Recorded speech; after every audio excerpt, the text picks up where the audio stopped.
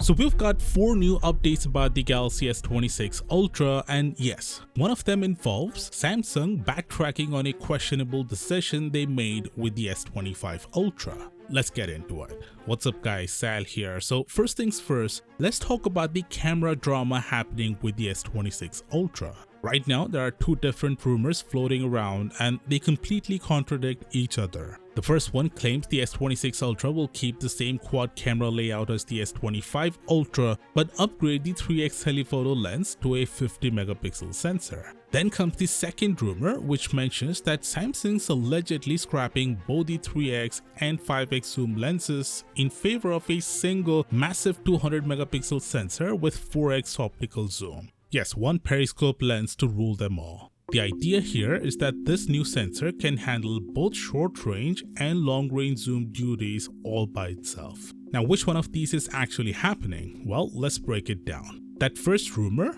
forget about it. Ice Universe came forward and admitted that rumor came from his own hopeful speculation, not a real leak. Of course, that didn't stop half the internet from running with it like it was gospel. So if you saw that floating around, now you know it's not happening. The second rumor, it's a bit more interesting. It comes from a leaker who says it's based on current prototypes. But here's the problem, this particular leaker's track record isn't exactly spotless. I spent a couple of hours digging into his past tweets and honestly, he's got more misses than hits. So take this one with a healthy serving of skepticism. That said, Digital Chat Station, a Chinese leaker with a much better track record, also reported the same 200 megapixel periscope setup, and this gives the rumor a bit more weight. Chinese phone makers have already pulled off this kind of sensor with strong results across both short and long zoom ranges. So it does make sense for Samsung to consolidate the zoom lenses into one super sensor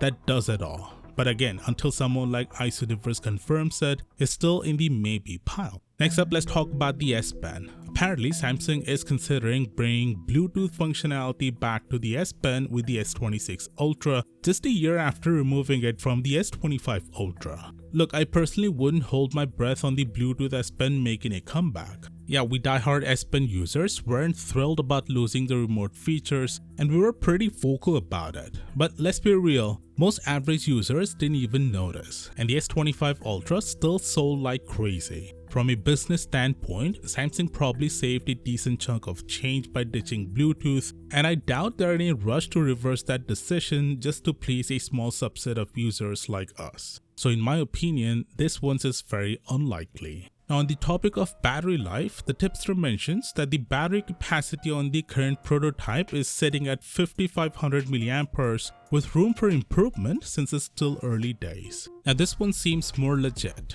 We've heard from multiple sources that the S26 Ultra will pack a bigger battery. Whether it's 5500 or possibly even 6000 mAh is still unclear, but either way, it's a solid step up.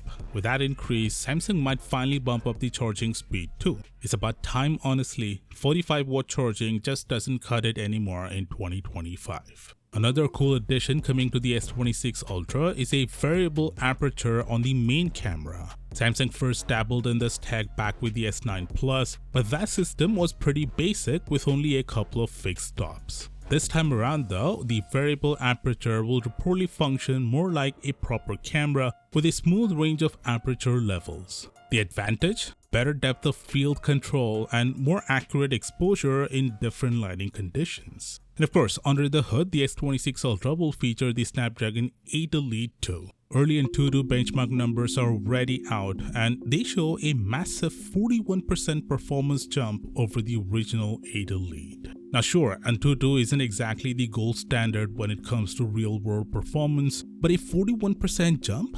That's a big leap, especially considering the 8 Elite was already a huge upgrade. Moving on, the S25 Edge was originally set to launch on April 15th, but that's no longer happening. Samsung has quietly pushed the release to May 13th. No one's giving a straight answer on why, but insiders say it's not a product issue. Instead, the delay seems tied to changes in Samsung's leadership, specifically following the passing of DX Division Chief Jong Hee-han. And finally, some small but appreciated polish. Samsung is finally fixing the embarrassing charging animation in One UI 7. All this while, the charging animations look like something out of a cheap Android skin from 2014. Now they are cleaner, smoother, and actually look like they belong on a flagship phone. Speaking of updates, Android 16 and One UI 8 are also bringing a bunch of new features. I've got a full video breaking down the 10 big changes. Click here to check that out, and I'll see you there.